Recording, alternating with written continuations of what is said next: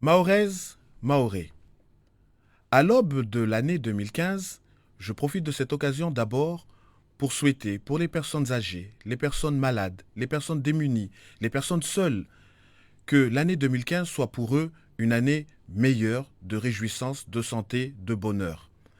Je profite également de cette occasion pour vous souhaiter une bonne et heureuse année 2015. Mohamwema, na unono, na baraka. À l'aube de l'année 2014, je me dois de revenir sur les faits marquants de l'année 2014.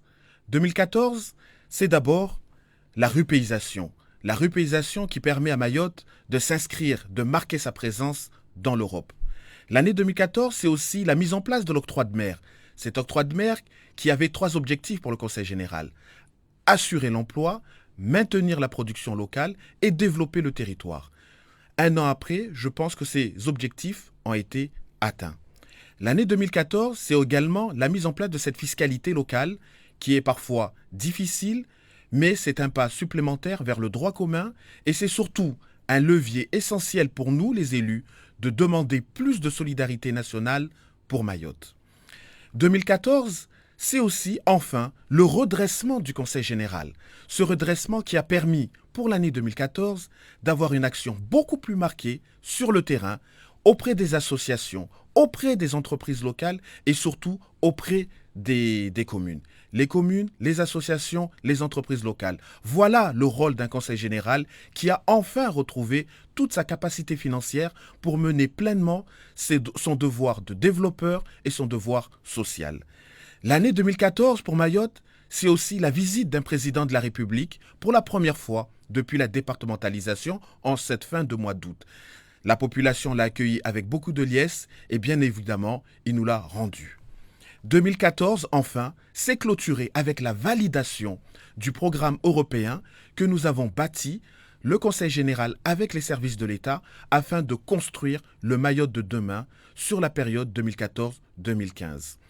Aussi, je dois dire que l'année 2015 qui démarre sous de bons auspices.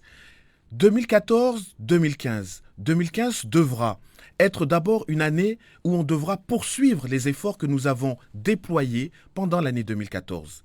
2015 sera également l'année où les actions départementales seront encore plus fortes, puisque nous avons besoin, dans ce département qui se construit, d'avoir un conseil général qui soit proche de sa population. C'est pour cela que nos PMI ouvriront pour pouvoir soigner pleinement les jeunes, la très jeune population mahoraise. 2015, c'est également des chantiers importants qui vont démarrer avec les fonds européens.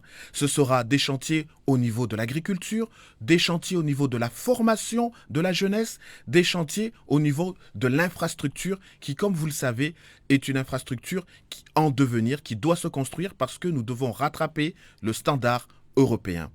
Mais 2015 sera également la reprise économique, parce que le Conseil général qui accompagne maintenant les associations et surtout les entreprises devra continuer ce travail d'accompagnement afin que nos entreprises locales puissent effectuer les investissements nécessaires pour créer les emplois derrière eux et sortir de la situation de précarité cette population qui se trouve à plus de 60%.